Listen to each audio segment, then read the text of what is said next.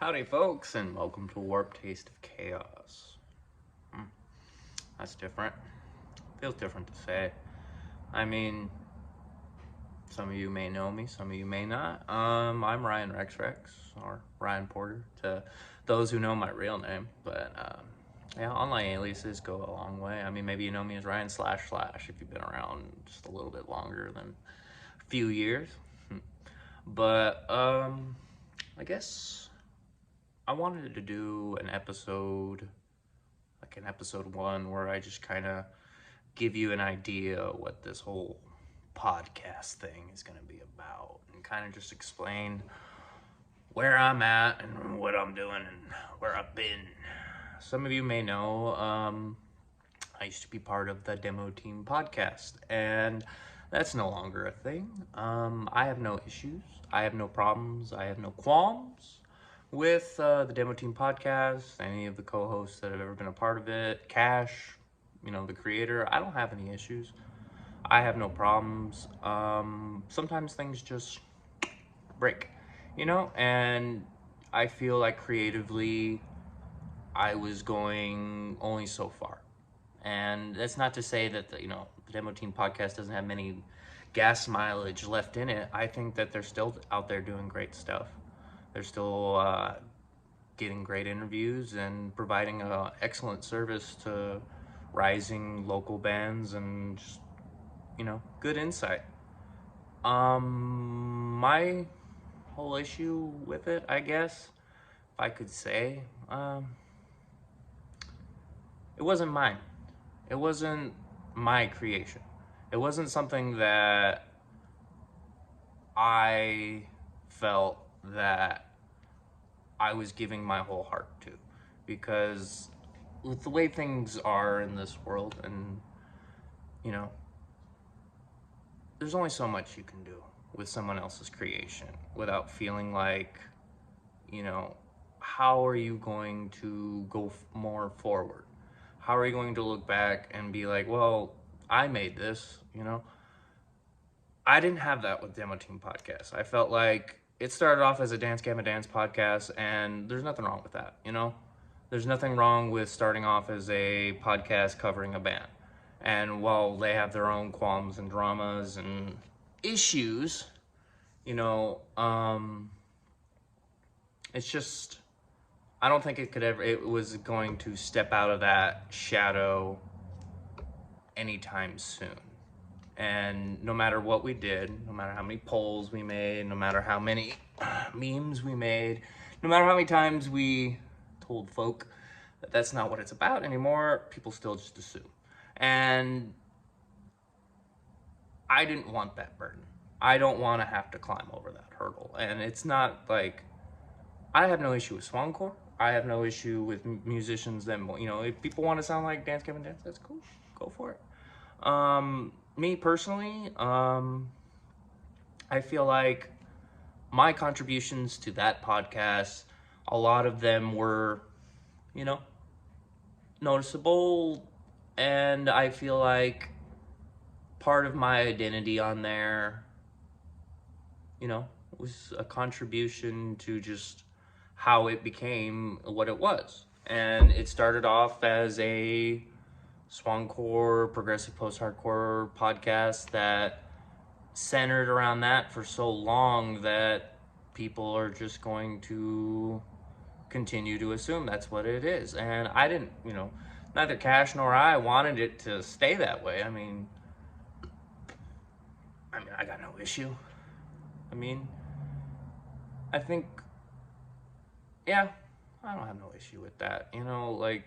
Music's music. People make mistakes. People fuck up. People do all kinds of horrible shit in this world. And I don't want to have to explain myself constantly over and over again, trying to, defend other people's mistakes. And with that association, there's a lot of baggage, and there's a lot of people that have fucked up in that circle, and I just don't feel like having to do that anymore. And what better way of doing that than making a podcast that centers around Warped Tour and Taste of Chaos? That's full of artists that just do stupid shit like that too.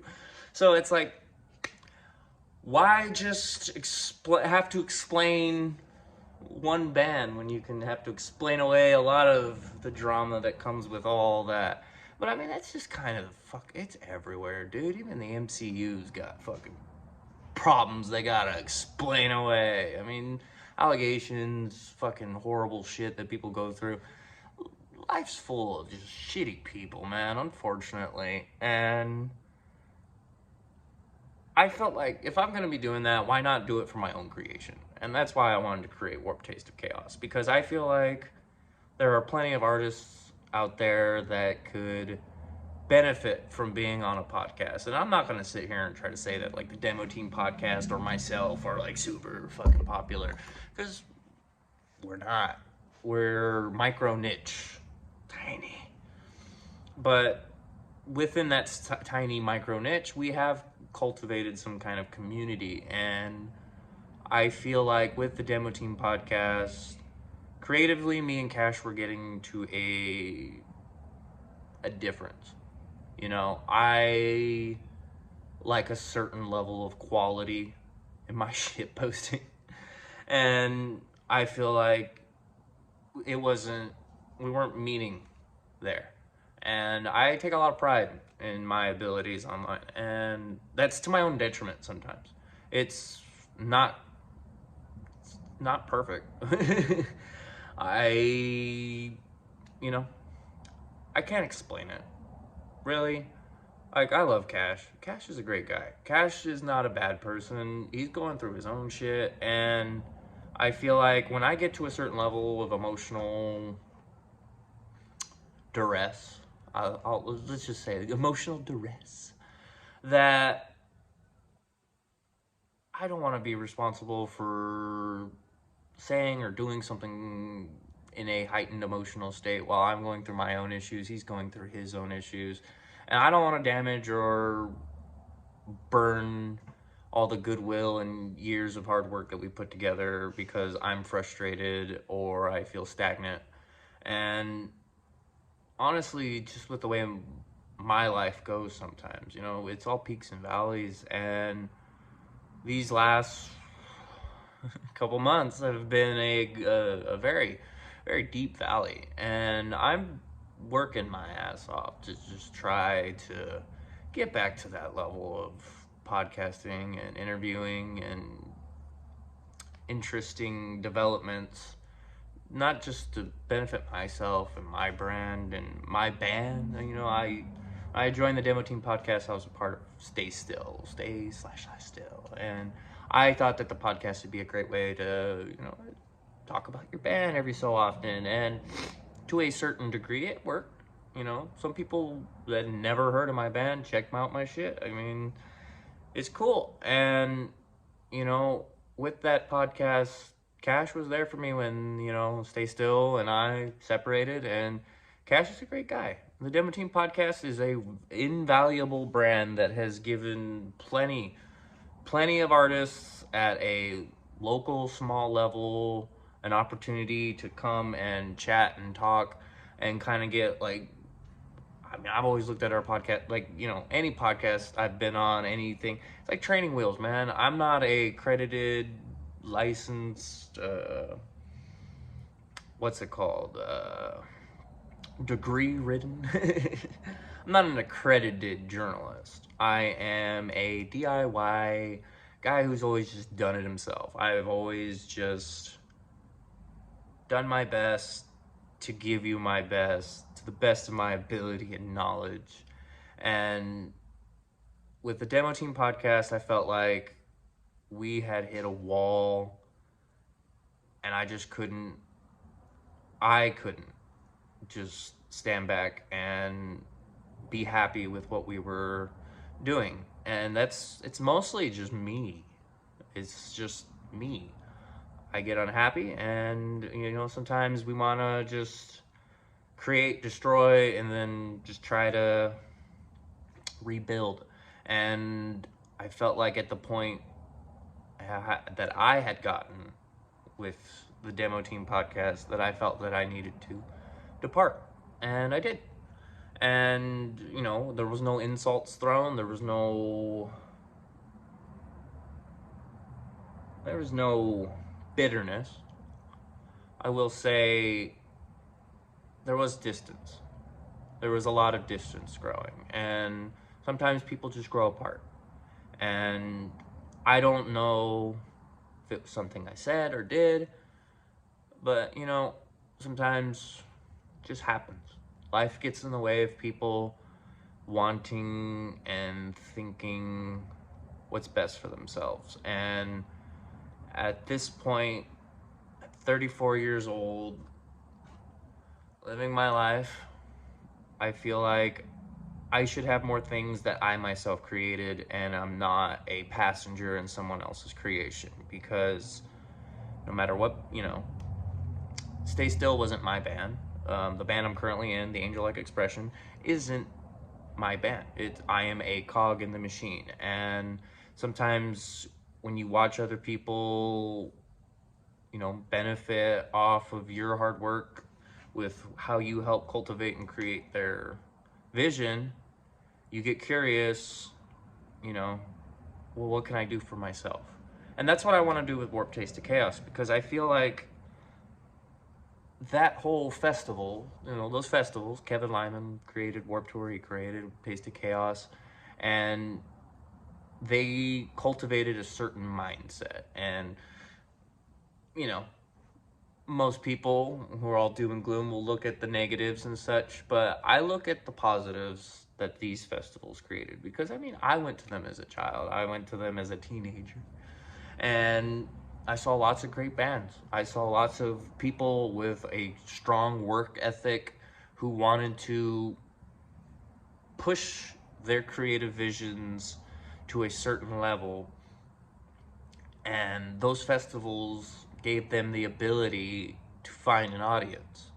Now, that's kind of what a podcast does. It helps find an audience. And not everybody wants to, you know, if you're not a fan of Blink-182 on main stage, maybe you'll go check out Go Go Bordello on, you know, side stage and hear some great gypsy punk.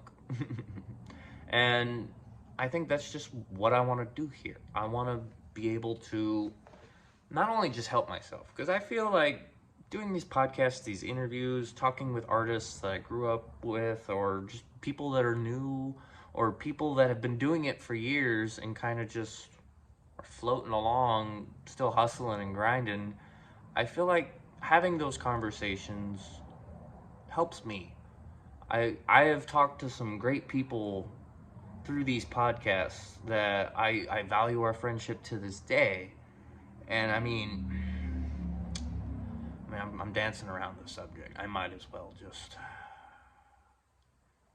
The Demo Team podcast gave me the opportunity to talk to Jordan Blake, who was the original singer of A Skylit Drive. And it was, you know, I'm the one that brought him onto that show. I had been friends with him on Facebook, you know, off like 2000, I want to say 2019. We didn't really talk. I was friendly towards him. I would be like, dude, fuck yeah, your music's fucking dope, dude. Like, of course, because it was. When I lived in Sacramento, between 2005 and 9, you would hear about Skylar Drive, because, you know, that's what all the kids were talking about at high school, because this band was fucking sick. They were doing awesome stuff that you weren't seeing all the other local bands doing, because they were gunning for it.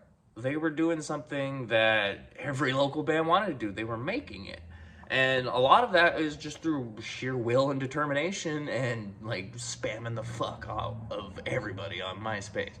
You know, Jordan would tell you that himself. And when I lived out there, you know, I'd see these dudes and I'd just be blown away. They were great musicians, they were great showmen, and they were just very friendly people. They were genuine, good folk. Now, my friendship with Jordan Blake, you know, it began as a fan, and, you know, we talk, and, like, Obviously this dude had been left out in the wild for a while. He was living in hotels and he was struggling. And anybody who was friends with Jordan Blake, whether in real life or online, could tell you that, because he was just very open about it. And giving him that opportunity to go on that podcast, because he had done literally one other podcast before. It's on YouTube. It's like 10 minutes long. It's like 15 minutes. It was like 2010, 2011, before podcasts were really, this thing where dudes just rambled for 3-4 hours. And him coming on that podcast was a huge deal for me, because that was just somebody that I had watched on a stage like Boardwalk in Sacramento and Roseville a long time ago, and to be able to sit there and talk to him and listen to him tell all these stories was phenomenal. And for him, it was a massive big deal, because his fiance at the time, Jack, had never really heard those stories so talked out like they were. Like, it was like a 2.5, almost 3-hour podcast, and it was a bonding experience, not just for me, because he appreciated the fuck out of it, because he's just like, he had gotten to a point where he just thought nobody cared anymore. And despite the fact that that's not true, it's really not true. The internet has a way of doing that to people, because you can be friends with, I have like 7,500 followers on Facebook, and I can post something and get 0 reacts. And I think Jordan Blake had gotten to that point where he'd post about anything and nothing would happen. He'd talk about a Skylar Drive, he'd be blown up. And that was a shadow. That was a shadow that lived over him. And as much as he appreciated it, he did resent it, because it's not like he didn't do other music. And he was a good guy. My thoughts are scattered on it. I haven't really talked about it, but he was a good guy. And unfortunately, he passed away beginning of May, first day. And it sucks, because I watched it, I watched it happen in real time. I'd hit him up, text him, I'd ask him how he was doing, and I'm sleeping in a van, I'm out of gas, I don't got a cigarette. And I'm in the same position. I don't have diabetes, I ain't recovering from addiction, but I understood that struggle. I've been homeless. I'm struggling right now, and it sucks. It sucks watching somebody like melt down before your eyes. And Jordan has been the homie for years. He's always been kind, and to watch somebody you like care about, because to him I was family, because I gave a fuck. I gave a fuck about him. I never bugged him about music. I never bugged him about production. I never bugged him about like road stories. If anything he told me, it was on the podcast. We got 2 podcast episodes. It's about 5 hours of like conversation. We were going to have a third one to like try to talk about Watch Out There's Ghosts and all these other little projects he was working on. I helped sell merch for the dude. Sure, it was fucking stickers, but it's the best I could do. And I'd send him money so he could get food, like a cheeseburger or like a cheap cigarettes. It's the best I could do. Unfortunately, I don't make money. I don't. I don't. And I wish I could have helped him more. I do. It bugs me sometimes to think about how far I could be if things were a little more normal, but you can't be a musician and make money, unfortunately. That's just not the way society is set up. And the only thing I could offer Jordan was an ear, a voice, and conversation. And he offered that to me in spades. The dude was a hilarious, awesome, amazing, genuine human being. And I miss him every day. But I would have never been able to make friends with that dude without podcasts, without interviews, without the search for like genuine connection. Because with his episode, I've never spoken to a person in an interview and they just start kind of, their voice starts cracking and breaking because they're upset, because they miss those good times. And for some people, the nostalgia of like Warped Tour, Taste of Chaos, that era, that MySpace era, those good times, like some people only have that. They only have the music that reminds them of those times when they were with friends and family and good people. And I get that. And I get that a lot from this scene, emo, MySpace, all that. I get a lot of nostalgia. I get a lot of good feelings and a lot of good memories with just people that aren't here anymore. And it's not just Jordan, it's people I went to high school with, or I met, just through music, just bonding through 4 time signatures. It's just, there's a lot of that. There's a lot of that keeps me going. And without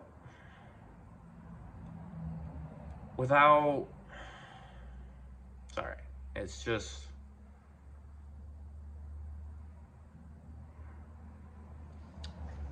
without determination, without this drive to want to do something, I don't feel like my life has purpose. Like, I don't know how that, that sounds horrible. It sounds horrible to say, but I need to do something. And doing this Warped Taste of Chaos podcast is about the best thing I can do for myself, because I enjoy it. I enjoy conversating with people who share that passion, whether it be just memories or the constant current need to drive and succeed, trying to follow that dream. And if I can cultivate, plant the seed, or help anyone want to keep doing that, I'm gonna try. And it sucks, you get inbox message like, oh, when are you gonna start? When are you gonna do it? And it's just like, fuck, okay, I'll do it. And it's like, it's not like I'm not trying to organize interviews. I have so many cool things I wish I could just share, but I don't want to jinx it, because I used to do that. I used to just, you get the clearance from people and you announce an episode, and then, they got to reschedule, and I don't want to do that to people. I don't want to give anybody blue balls. I don't want to psych anybody out or psych anybody up and not deliver, because that's what I want to do. I want this to be something important, and I want it to be mine, because at the end of the day, I want to be responsible if it fails, or if it succeeds, that'd be great. I'm not banking on this. I'm not investing money to I can't. I don't have money. Unfortunately, I have the barest of minimums, and that's just something that doesn't succeed in music, unfortunately. Having that drive, that spirit, they're essential. They can help you get there. But money at the end of the day is what makes all of this go around. And when you don't have it, it can get tough. And unfortunately, as anybody could tell you, with with the number of bands that have played on Warped Tour or Taste of Chaos, like take the Bled, for example. That's why they broke up. They're poor. They're broke. You can't make money on the road if, you're not selling out venues, people aren't buying your merch. It happens. People go broke and then they break up. Or they lose a member, or a member goes somewhere else and they can't find a new member. And it's like, you can't pay a session drummer to come run on tour with you. It's like, money is the root of all evil, but it's also the root of all success and happiness and all this other stuff. Because when you don't got it, all the negatives tend to flood over. But just because you don't have money doesn't mean you can't still do what you want. And it shouldn't be a deciding factor whether you can follow your dreams or not. It can definitely deter your motivation. It can definitely slow you down, but you shouldn't let it. And the benefit I got from doing podcasts and from doing stuff like this, interviewing artists, talking about music, just being part of the community in any way helps.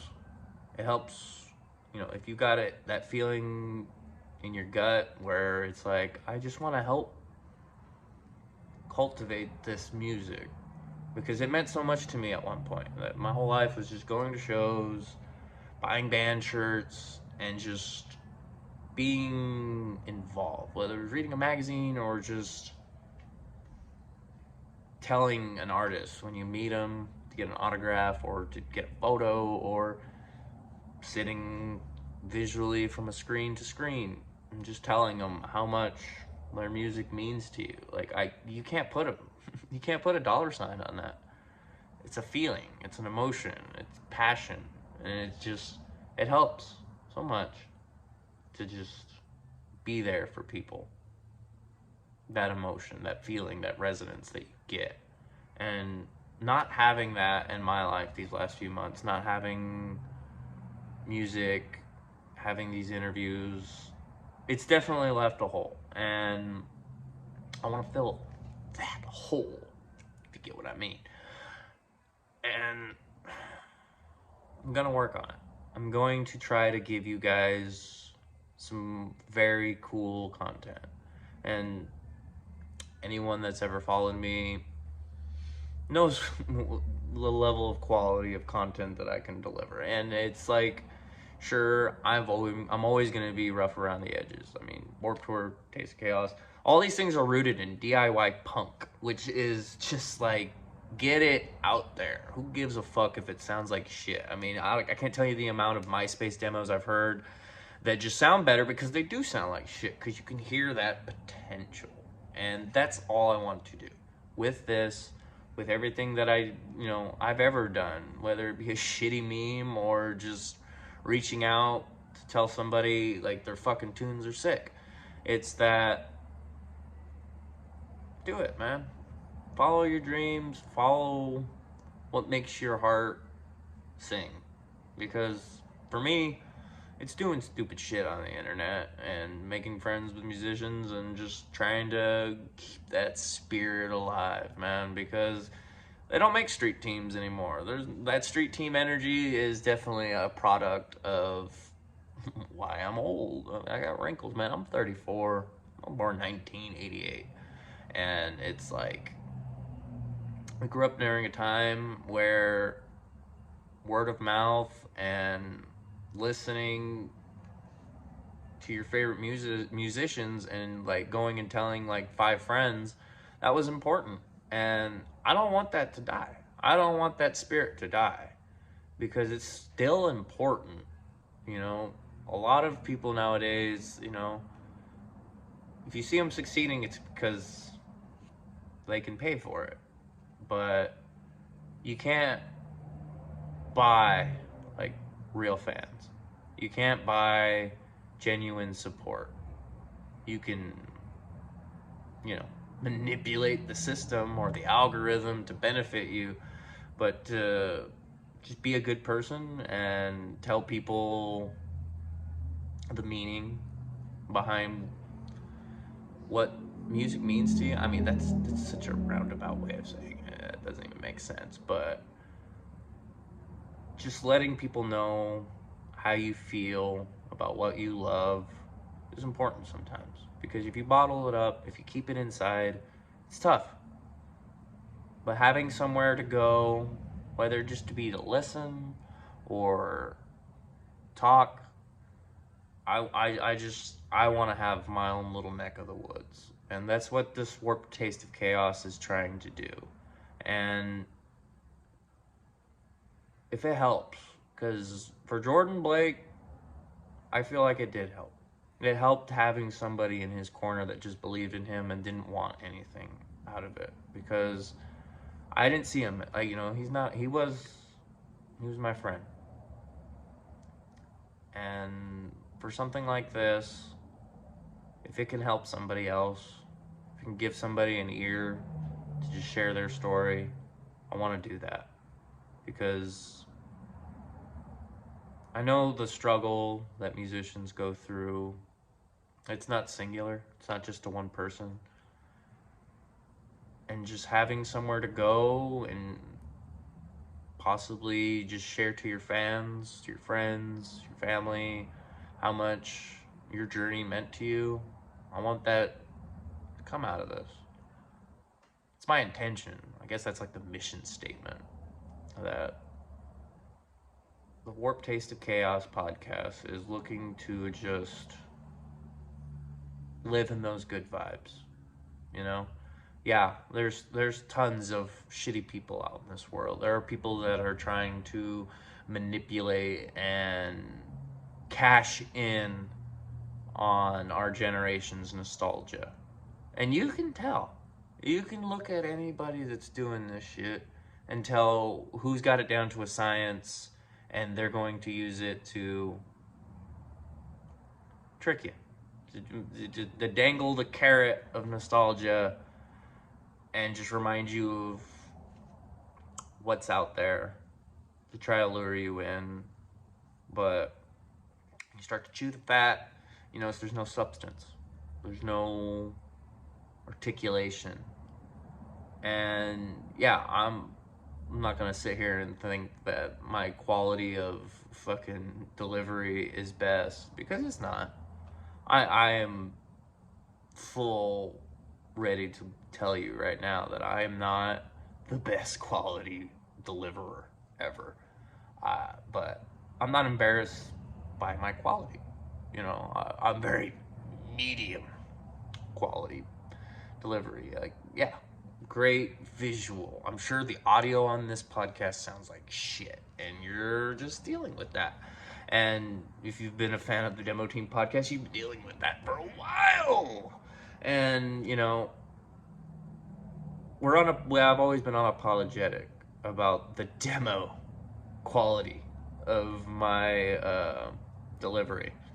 And it's a badge of honor. I don't really care.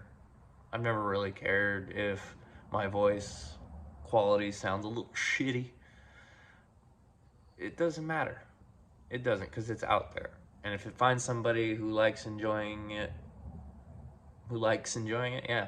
If you like enjoying this shit, hey man, more power to you. I appreciate the fuck out of you. Because, yeah, you make it worthwhile. And one day, hey, maybe it'll all get better. Maybe old Ryan will get a little further ahead. But I wanted to do this episode 1, by myself. I will definitely have others. I've reached out to a select few talented, great, go-getting people that I feel like they could, man, if they don't need me. I just want to help them. They don't need me, but I just want to help them. And they could do so much through themselves, and I believe in these people. And that's why I reached out to them. That's why I continue to listen to their suggestions. There's plans for interviews with cool names. I don't want to spoil anything. I also don't want to jinx anything. But I want to do good stuff. I don't want to sit on my laurels. I don't want to be 45 and going, fuck, why didn't I do any of this shit? You know, I moved out to Mexico to live in a beach house and look at the ocean every day so I could say that, hey, I did that. You know, and, you know, it's like Burt McCracken of The Used. He'd go on stage and he'd tell people, man, chase your dreams. Do what you want. Like, don't, if anyone tells you you can't, tell them fuck you and just keep doing it, because that's really all it takes. Literally, just step out of your own way and go for it. And with the Warped Taste of Chaos, I feel like that's something that I want to do. I just want to go for it. And at the end of the day, I can say it was mine. That it was my chance, that I took it, that I went for it. And if I fail, I'll quote Census Fail, burn out, not fade away, which is really just a Highlander quote, you know, because Clancy Brown, uh, his dark carry-on character, he, burn out, not fade away. But I think that is a Doors quote. So it's, you know, music, movies, it's all connected. Passion, care, it's all connected. And that's what I want this podcast to be. I don't want it to just be talking about Warped Tour 2005, you know? Yeah, sure. You know, it's a name. Hey, I might get in trouble for the name because technically I don't own the copyrights for any of these things, but it's podcasts.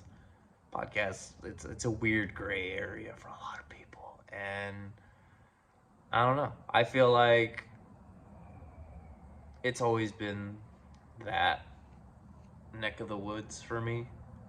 Like that type of music. That's usually what people follow me for. You know, I make those stupid polls on Facebook. I make memes. It's usually around scene culture. It's not always emo. Sometimes it's metalcore. Sometimes it's deathcore. Sometimes it's MySpace core, Rise core. You know, it's all those things.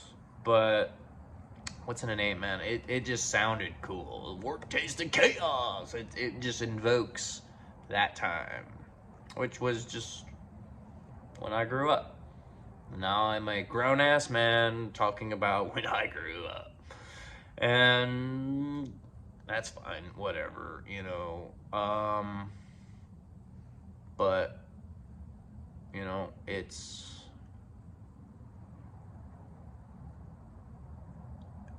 for those moments like I had fostered a great friendship with an awesome, amazing human being. And Jordan, I'm sure you're up there. I'm sure you're still in my heart, man. You're in my DMs. And I miss the fuck out of you, dude. I do. Because, you know, I've lost jobs, Jordan hit me up. I've gotten out of relationships, Jordan hit me up. And, you know, when life gets hard sometimes, it's like, fuck, I wish my friend was here. Really use an ear right now. And I'm sorry he's gone. I'm planning on going to the memorial concert in 2 days. It's on Friday. It's Tuesday now. No, it's on the 15th. Yeah. It's gonna be interesting. Because after Jordan passed, I've been helping out with Blake Colt 86. It's on Instagram if you want to follow it at Blake Colt 86. And it's been very interesting to see how many lives this man touched. Because, you know, he touched mine. He was great, dude. He was a great friend. And it's going to be an emotional time with a lot of good music and a lot of good people. And if this podcast can just do something for anyone out there, if it gives you just 30, 40 minutes, an hour, just being able to turn off your mind, just share in a decent conversation, then great. Mission accomplished. Because there's nothing else to it. There really isn't. I'm not trying to get famous. I'm not trying to get rich. I'm just trying to have a cool conversation, have an interesting little bit of dialogue with some of the heroes that I had growing up. Maybe find somebody with that same drive and passion that wants to just get their tunes heard. Because, I mean, music's just a reflection of our soul, and we just put it out there so people can either see it, hear it, judge it. I mean, not everybody gets into it for the same reasons, but the end of the day, it's all love, man. It's all for something. And if we give our lives some meaning, we can find that something. Because, I mean, it's not easy. It's not easy for anybody these days, and having a little escape is always good. And if I can provide that rambling, ranting, raving, fuck it, man. Some people want that. Cool. I supply and demand, dude. I do requests sometimes. I don't like being anybody's monkey.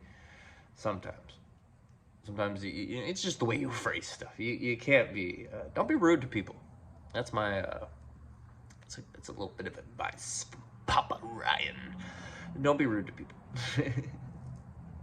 I try not to be. I mean, shit, dude. If you follow me online, sometimes I'm rude as fuck. But sometimes it's shit, dude. I got enough mental illness to explain that away, but it's not an excuse.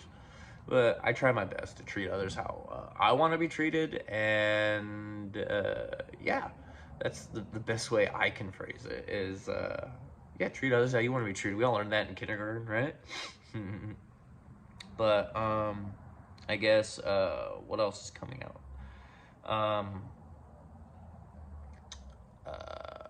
My band, The Angel Expressions, got new music coming. That's pretty cool, right? It's Caramel Sunshine, features Joey Holiday. It's coming out soon. You should definitely check that out.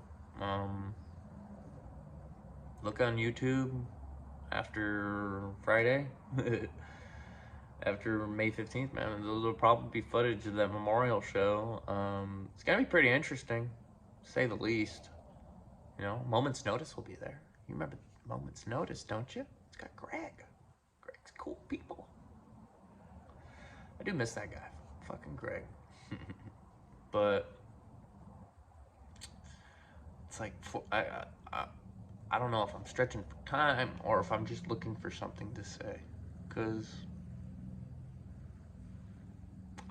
I feel better. I'm not gonna lie to you.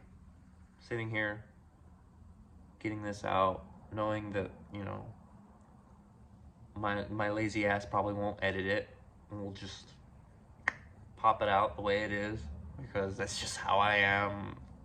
Flaws and all, man. Blemishes, pimples and scars. I just put it out there because I got no shame. But I feel better. I feel better doing this. It puts things into perspective for me. And I'm sure anybody that's been sitting here listening to me ramble for almost 45 minutes is probably like, get the fucking point! But there is no point. There's no point. There's no end game. There's no nothing. I do things because I like to do them. And a podcast is something that I like to do. And unfortunately, as much as I'd love to be a screamo guy, post-hardcore vocalist, fronting a band, it's kind of hard. You ever try to put a band together, dude? That's one of the hardest things. You gotta find like 4, 5, 3 dudes that all have like-minded ability, talent, drive, determination, and that like tunnel vision. I can't tell you the amount of bands I've been in, dude. Like a lot. And sometimes it works, sometimes it doesn't. And like the Angel Expression, I love this band. It's a great band. It's a cool band. It's an online band. I've met the dudes, like we've all been in the same room like once. And that was when I recorded vocals for Midnight Beauty. And it was cool, but most of our dialogue, discussions and shit happen online. And there's nothing wrong with that, dude. Andy Sizek's got like 6 bands and most of them are online bands. But I feel like to anyone out there that wants to start a band or is scared to start a band or is struggling with their band, shit, man. As long as you got people in your corner that want to release music and you just keep working towards it, release it. I mean, shit. I released solo music, RyanRexWrex. I released a cover of Super Beast by Rob Zombie. the most random fucking song I could think of, because it's like, it made me feel good. It made me feel good to cover a song that reminds me of my youth. And, um, you know, Super Beast came out in like 2000, 2001. I was like 13, 14, maybe 15, who knows? Around that age, that, you know, it didn't really matter. Things were simple. You could watch cartoons and wait to go to school the next day. And for a lot of people, that was life. Go to school, wait for that next year of Warped Tour or that next year of Taste of Chaos, and go. I mean, Taste of Chaos didn't show up till like 2004, 2005. Pretty sure it was 2005. I want to say 2005, but I could be wrong. I could be 2004. I should fact check. I should get all encyclopedia level knowledge over these things if I'm going to be naming a podcast after them. But, you know, fuck it. The more I cram shit in, the more that gets pushed out. The mortal words of Homer Simpson. But, fuck it. But. I think we can do good things here. I think we can do awesome, amazing, cool stuff. We just gotta work for it. Unfortunately, working hard is very important. Doesn't matter what you do. As long as you put your whole heart and soul into it and just let your ambition take you there, let it eviscerate and eat you alive. You'll get there. That's what I tell myself, and that's what I'm gunning for. Hey, if I can do it, anybody can do it, man. It's not hard to just want to do something with your life. And shit, even if it's as simple as just talking about your cats. If you want to make that TikTok reel, go for it, brother. You want to make a recipe, YouTube, cookbook, whatever. Do it. Who cares if it gets 5 views? Who cares if it gets 6 views? Views don't matter. It really doesn't. Because, I mean, one cool thing I've learned from my years of Facebook and social media, and yeah, I'm not going to sit here and say that I got like the most reacts. I got the most views, bro. I got my Spotify page has so many monthly listeners. No.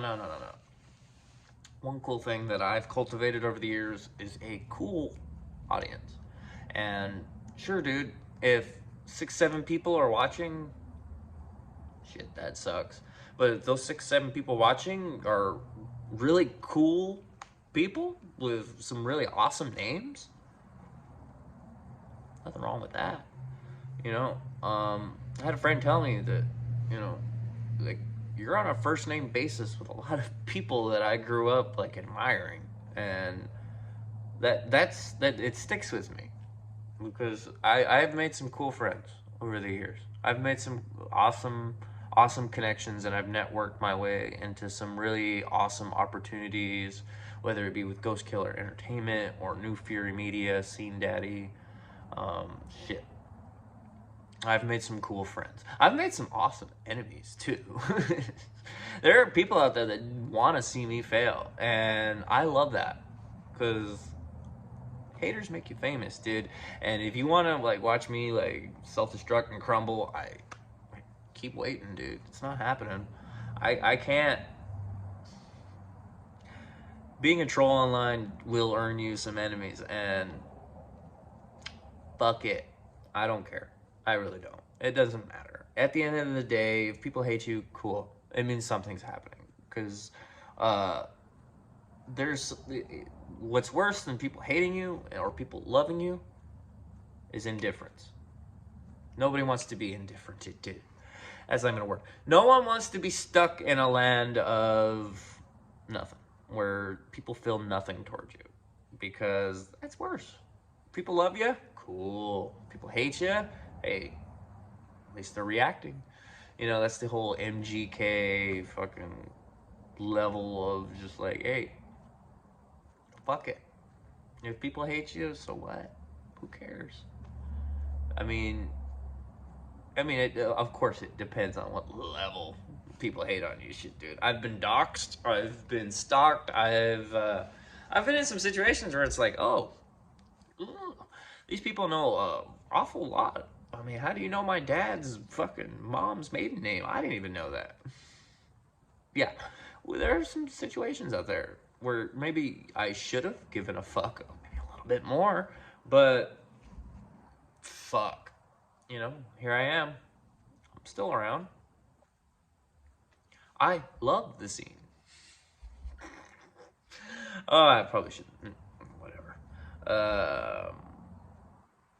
Yeah, I will say I have had some interesting interactions doing all this shit. There's tons of cool musicians and cool people in the scene, whether they take video or do all that or photography. I've met some cool people, and I've pissed off some cool people apparently. But fuck it, dude. Don't let shit like that. If you're doing stuff, if you're at a position in your life, whether you're doing music, writing, photos, cooking, if you're doing anything and you feel like there are outward elements of negativity or people that just don't support you or try to like push you down, fuck them, dude. Go for it. Just do it. Because you don't want to be anywhere with regret. Regret is a serious poison, and it can chew and eat and gnaw and just pick at you from the inside out, and you don't want to be that. Because regret it can make you start pointing fingers and blaming everybody for your problems, when it's just like, it's not what you want to do. Nobody wants to be in that position. You don't want to be in that position. I don't want to be in that position. And it's just one of those things where you gotta push past it. And if I can give that advice to anybody, go for it, man. If that's the mission statement for Warped Taste of Chaos, is to go for it. Follow your dreams. Don't let your past define your future. Because, I mean, I'm sure Love Hate Hero was quoting somebody else, but, there ain't no such thing as a saint without a history or a sinner without a future. And I believe that. But here at the Warped Taste of Chaos, that is, I feel like we're reaching that hour-long mark, and the fact that I was able to do this by myself and have a circular conversation, it's a good feeling. I still got it. I ain't out of the game yet, and I'm not gonna let it stop me. This little sabbatical of time that it's taken to me to get another interview out. And this here is proof. This is proof that, yeah, I got some rust to wear off. I got some gas left in the tank, and I feel good. I feel good that I can do this. And with the homie Jordan in my heart, I can't let, I can't let my heroes down, because, fucking knows, dude. Maybe there's someone else out there, I grew up listening to that's in a similar boat. And maybe they just need someone to remind them that we still care. I still care. At the very least, the future holds a bright light for you. And if it's just me, fine. If it's fucking ugly ass noise,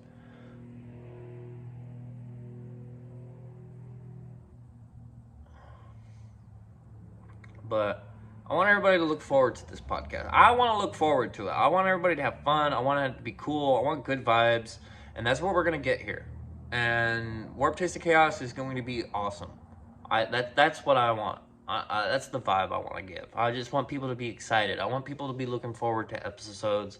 And I just want to get cool fucking guests. Because a lot of the cool guests that I got for the demo team, I was happy with. I was happy with a lot of the artists that I was able to snag and get into a talking position. Because I feel like there's a lot of these little bullshit interview cast bull things out there where people just want to hear themselves talk. And as much as I love sitting here for an hour and rambling at you, I always felt like one of my coolest abilities was to trick musicians into talking about themselves, because that's literally what you want. That's why people listen to these things. They don't want to hear the guest talk about themselves. They don't want to hear, other way around. They don't want to hear the host talk about themselves. They don't want. They don't give a fuck, dude. Like, I hate to be that guy. I don't want. I doubt any podcast guys watching this, but any podcast guy, any guy who interviews any artist, shut the fuck up. They don't care.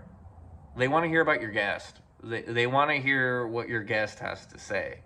And if you got cool updates, cool. Keep them concise. Keep them brief. Keep them short. Keep them, But if you're gonna bring like super awesome, amazing, cool musicians onto your show and you're gonna talk to them about your bullshit, why'd you invite them? Just talk about your bullshit when they're not on the show. But yeah, I guess that's about as risque as I'll get about that. I don't want to be pointing fingers and naming names, but for everyone that has taken the time, if you somehow got to almost the hour mark of hearing this bullshit, more power to you, and I appreciate you. And I feel like with this podcast that there's a potential. There's a cool potential to do some great stuff, and that's what I want. And I want it to find its audience. I want it to find its people, and I want it to find someone who needs it. Because at one point, I needed the Demo Team podcast. And I got to a point where I felt like I didn't. And now I'm chasing that feeling of needing something else. And if it's this podcast, cool. If it's something else that develops along the line, down the line, where, maybe if we get a cease and desist and we have to rename and retool this whole bullshit, fuck it. If it happens, it happens. But as of right now, everything, green lights are go, and I'm excited for the future. And I appreciate anybody who's taken the time to hear a dude ramble. Because I'm here. And I'm going to ramble some more. And I'm going to put together some cool panels, cool interviews. Not everybody I'm gonna get on this show is gonna have played Warped Tour or played Taste of Chaos or used MySpace, but it's a cool opportunity. I feel like it's a good platform to give birth to a lot of great conversation. And if it does that, great. If it doesn't, fuck. If it loses track of that mission statement, then maybe it's time to fold it up and restart again, rebuild, recreate, redo. But as of right now, I've got my sights set and I'm ready to work, bring forth some cool shit. And to anybody that supports me, to anybody that supports any of the artists I've ever interviewed, to anybody that looks at me as competition, sorry, I'm still in the game and you got a rival still. But I appreciate you. Anybody that cares, anybody that hates, I appreciate you, because you keep it going. You keep me going. So let's keep dancing. Let's keep moving. And let's stick together. I'll see you around. I'm RyanRexWrex, and this has been Warped Taste of Chaos. Take care.